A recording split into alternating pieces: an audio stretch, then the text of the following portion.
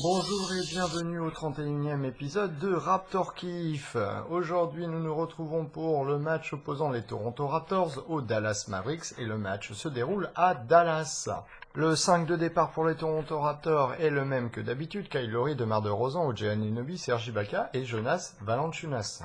Les Toronto Raptors sont actuellement premiers de la conférence S avec un résultat de 23 victoires et 8 défaites. Ils ont 2 défaites de moins que les Boston Celtics et que les Cleveland Cavaliers. Deuxième et troisième de la conférence Est. Le 5 de départ pour les Dallas Mavericks est composé de Dennis Smith Jr., le rookie, de Matthews, Barnes, Kleber et Nowitzki. Petite note, j'ai peut-être déjà parlé dans un autre podcast, mais Kleber est un Allemand et il vient de la même ville que Dirk Nowitzki. C'est pour dire si ça promet. Dallas qui est actuellement dernier de la conférence Ouest et avant-dernier de la Ligue. Avant que le match démarre, je dois quand même délivrer une palme puisque DeMar DeRozan a été nommé joueur de la semaine de la conférence Est pour ce qui concerne bien entendu la semaine qui s'est achevée dimanche 24 décembre. Il faut dire qu'il avait eu une très bonne semaine. C'est la deuxième fois déjà cette année qu'il se retrouve avec les honneurs du meilleur joueur de la semaine. Après 5 minutes 30 jouées dans ce premier quart-temps et Dallas mène 12-9. Un début plutôt de match, on va dire, un peu maladroit de la part des Raptors qui loupent relativement pas mal de choses à l'intérieur.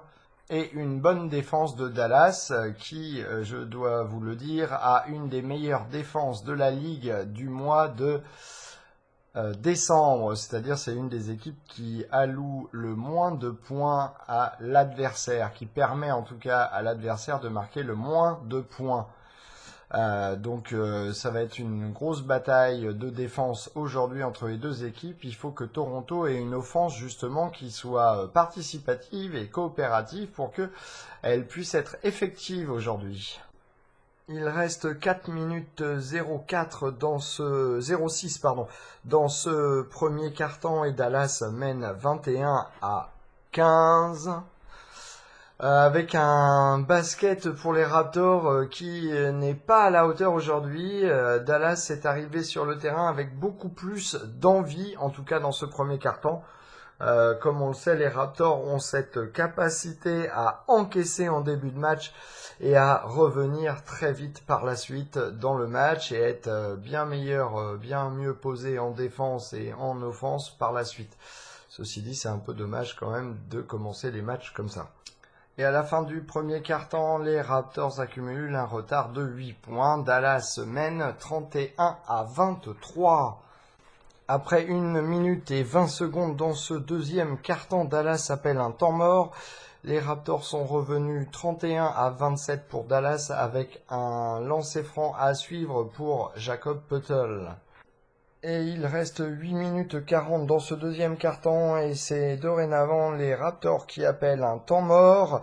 Après avoir mis un 8-0 d'affilée en début de deuxième quart-temps, les Raptors viennent de se prendre un 6-0 à leur tour. Et le score est passé 37-31 pour Dallas. Il reste 4 minutes 37 dans ce deuxième quart-temps et les Raptors sont passés devant 46-45.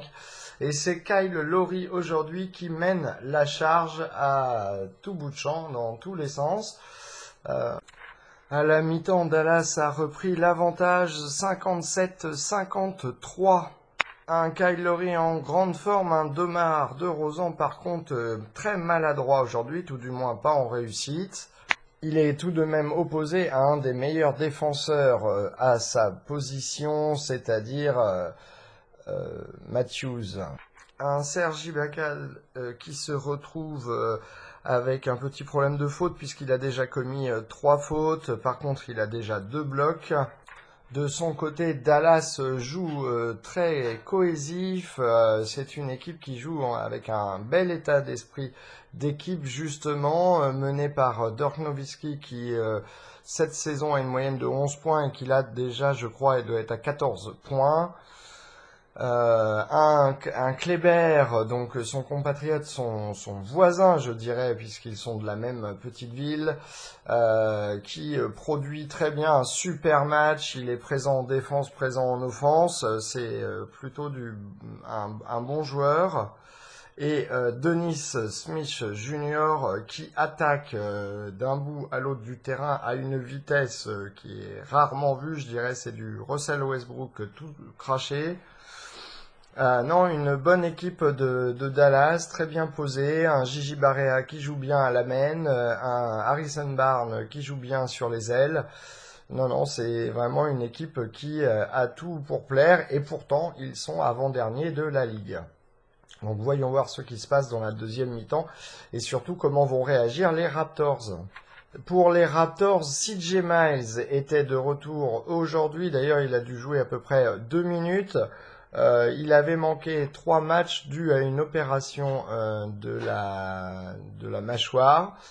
Donc c'est plutôt une bonne nouvelle. Il reste plus qu'à récupérer Lucas Noriega, c'est-à-dire bébé, pour que l'effectif des Raptors soit au complet. Vous pouvez retrouver tous les podcasts Raptor Kiff, la ronde NBA sur le site internet mykiff.fr, mykif.fr. Vous pouvez aussi nous retrouver sur la page Facebook Sport Kiff Podcast, ainsi que sur les pages YouTube, SoundCloud et Twitter qui s'intitule Kiff Podcast. K-I-F, plus loin, podcast, P-O-D-C-A-S-T-S. Et vous pouvez toujours me contacter par mail à contact, alors on redémarre. contact@mykiff.fr, je vous l'appelle, contact@mykif.fr. N'hésitez pas, toute question, interrogation, vous voulez participer, vous voulez proposer votre propre podcast, surtout n'hésitez pas.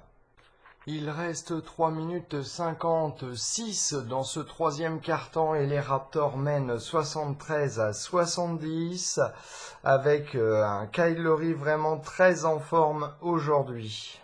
Et un Gigi Barea à la main pour Dallas qui fait des merveilles et qui distribue et attaque très bien pour Dallas, un vrai vétéran sur le terrain, un vrai petit général. Et à la fin du troisième quart-temps, les Mavericks mènent 85-77. Les Raptors n'ont pas marqué un seul point pendant presque 5 minutes consécutives, ce qui fait très mal effectivement. Et ils menaient de 6 points au début du run et maintenant ils sont menés de 8 points. Mon impression est que les Raptors ont déjà la tête au match de demain et qu'ils ont oublié qu'il fallait d'abord vaincre les Mavericks avant de penser au prochain match. Il reste 8 minutes 37 dans ce quatrième quart-temps et les Raptors ont pris du retard puisque Dallas mène 94-83. Les Raptors avaient plutôt bien démarré durant la première minute, revenant à 3 points, puis Dallas a réaccéléré et Dallas joue avec 3 meneurs, Gigi Barea, Smith Jr. et Devlin Harris sur le terrain avec Dwight Powell et Dirk Nowitzki à l'intérieur et cela permet à Dallas d'avoir d'énormes pénétrations qui sont très mal défendues par les Raptors et qui offrent du coup à Dallas la possibilité de prendre l'avantage. Il reste 3 minutes 16 dans ce quatrième quart-temps et Dallas mène toujours. Cela dit, cela s'est raccourci puisqu'il mène de 94-89, c'est-à-dire il mène de 5 points. Temps mort demandé par Dallas avec balle à suivre pour Toronto. Il reste plus que 1 minute 38 dans ce match et les Raptors sont revenus encore un petit peu puisque Dallas mène 96-93. À noter tout de même que Dallas n'a pas inscrit un seul panier pendant 6 minutes jusqu'au tout dernier là qui vient d'être inscrit par Gigi Barea, un petit 2 points. Et le match vient de se terminer sur le score de 98-93 pour les Dallas Mavericks. C'est vraiment une opportunité manquée complètement par les Toronto Raptors pour prendre définitivement la tête de la conférence Est. Surtout un très mauvais match. Honnêtement, si vous voulez ma réaction à chaud, c'est un match qui n'a pas été pris au sérieux par l'équipe. Et c'est bien dommage, il faut se souvenir qu'on joue en NBA, il n'y a que 30 équipes et que les 30 équipes peuvent n'importe quel soir battre n'importe quelle équipe, même les meilleures. Comme je l'ai dit tout à l'heure, on a vraiment cette impression que l'ensemble des Raptors avait la tête au match de demain contre le Thunder. Et comme je le disais, c'est bien dommage, il faut avoir la tête dans les matchs actuels qu'on joue sur le moment, il ne faut pas penser à demain, il faut penser à aujourd'hui. Bon, il y a un manque de réussite cruel sur ce match pour les Raptors parce qu'il faut quand même le dire, leur taux de réussite est très mauvais et ce n'est pas spécialement la défense de Dallas qui a créé ça, mais les Raptors qui loupaient. En tout cas, je dirais que pour la moitié des tirs complètement démarqués, pour plus de la moitié bien sûr des tirs entièrement démarqués, ce n'est pas normal. C'est sans doute le 4e match de la saison où les Raptors étaient complètement out du match en fait. Les 6 points du match seront à l'avantage de Dallas. Le premier pour Kleber, le rookie de second tour de la draft, qui est rendu à démarrer depuis son 26e match aujourd'hui pour Dallas et qui fait un très bon boulot, un très très bon boulot. J'en ai déjà parlé dans le podcast donc je ne vais pas revenir dessus. Il a eu un énorme impact tout de même dans le match. Puisqu'en 24 minutes de jeu, il a marqué 15 points, 8 rebonds, 2 passes décisives, 2 ballons volés et 5 blocs. C'est pour vous dire s'il fait tout ce qu'il faut pour que ça fonctionne pour lui. Et il a été à 6 sur 9 au tir. Donc un joueur vraiment impeccable. La deuxième étoile revient à Dennis Smith Jr., le rookie choisi en 9e position du premier tour de la draft et qui en 26 minutes a marqué 8 points, 5 rebonds et 4 passes décisives. Il n'a pas été très efficace au tir ou en pénétration, mais il a une vitesse sur le terrain qui perturbe complètement, en tout cas, la défense des Toronto Raptors. Je ne sais pas ce qu'il en est pour les autres équipes, je n'ai pas assez vu de matchs de Dallas. Mais en tout cas, c'était assez impressionnant à voir.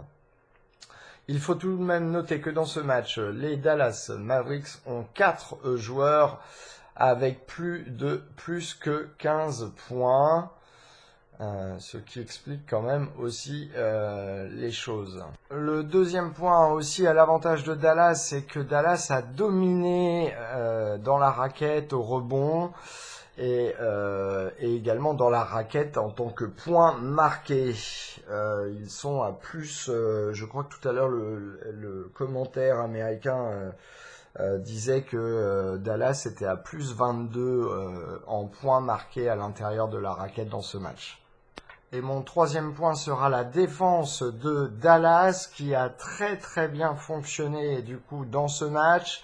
Ils ont à un moment donné éteint complètement les Raptors pendant 5 minutes. Bon, bien sûr, comme je le disais tout à l'heure, ils ont été éteints par la défense des Raptors dans le 4e quart-temps, mais leur défense a tenu bon au même moment puisqu'ils n'ont pas laissé tout du moins les Raptors remonter et réussir une remontée fantastique, ce qui leur permet de remporter le match. Le 4e point sera Kyle Lowry qui a fait un excellent match, puisqu'en 34 minutes, il a marqué 23 points, il a attrapé 8 rebonds, distribué 6 passes décisives et attrapé un ballon volé. Il a été à 6 sur 17 au tir, ce qui n'est pas très bon. Et 4 sur 8 à 3 points, ce qui est bien meilleur. Son partenaire de Maine, c'est Demar DeRozan, et donc en 34 minutes, il n'a marqué que 8 points, 3 rebonds, 5 passes décisives, 2 ballons volés. Par contre, il a été à 3 sur 16 au tir, ce qui lui donne un taux de réussite de 19%, et il a été à 0 sur 2 à 3 points. Jonas Valanciunas a joué 24 minutes, il a marqué 17 points, 11 rebonds, une passe décisive, un ballon volé. Il a été à 5 sur 11 au tir. Serge Ibaka a joué 31 minutes, 11 points, 12 rebonds. Il a été et 3 blocs, pardon. 4 sur 13 au tir, donc un taux de réussite à 30%, et 0 sur 4 à 3 points. OG Anunoby a joué 19 minutes, il n'a marqué aucun point, il a attrapé 3 rebonds, il a volé un ballon et fait un contre, il a été à 0 sur 2 au tir, et c'était 2 tirs à 3 points. CJ Miles a joué 10 minutes pour son retour, il a marqué un panier à 3 points, donc il a 3 points, un rebond, et il a été à 1 sur 3 au tir. Jacob Poeltl a joué 17 minutes, 9 points, 4 rebonds, un ballon volé, un contre, il a été 3 sur 4 au tir. Pascal Siakam a joué 20 minutes, 6 points, 3 rebonds, une passe décisive, un ballon volé. Il a été 2 sur 6 au tir et 0 sur 1 à 3 points. Fred VanVleet a joué 20 minutes, 6 points, 5 rebonds, 2 passes décisives, 2 ballons volés. 2 sur 6 au tir et 2 sur 5 à 3 points. Norman Powell a joué 10 minutes, 3 points, 2 rebonds, une passe décisive, et il a été à 1 sur 6 au tir, et dont 1 sur 4 à 3 points. Dolan White a joué 15 minutes, 7 points, 1 rebond, aucune passe, un ballon volé, 2 contre. Il a été à 3 sur 5 au tir et 1 sur 2 à 3 points. Désolé, du coup, je suis parti de la feuille de match de Kyle Lowry et j'ai continué à vous faire la feuille de match. Donc je vais finir avec les 2 derniers points qui sont des points négatifs. Le premier revient au coach Dwayne Casey qui n'a pas su mettre une stratégie en place dans la deuxième mi-temps qui soit plus en corrélation avec l'esprit du match. Les Raptors avaient du mal à marquer à l'intérieur, ils avaient du mal à shooter de l'extérieur, et il n'a pas réussi à faire en sorte que les Raptors jouent leur jeu. C'est à l'avantage d'ailleurs du coach de Dallas, Rick Carlisle, qui a quant à lui réussi à mettre en place une défense et une offense qui a fonctionné face aux Raptors.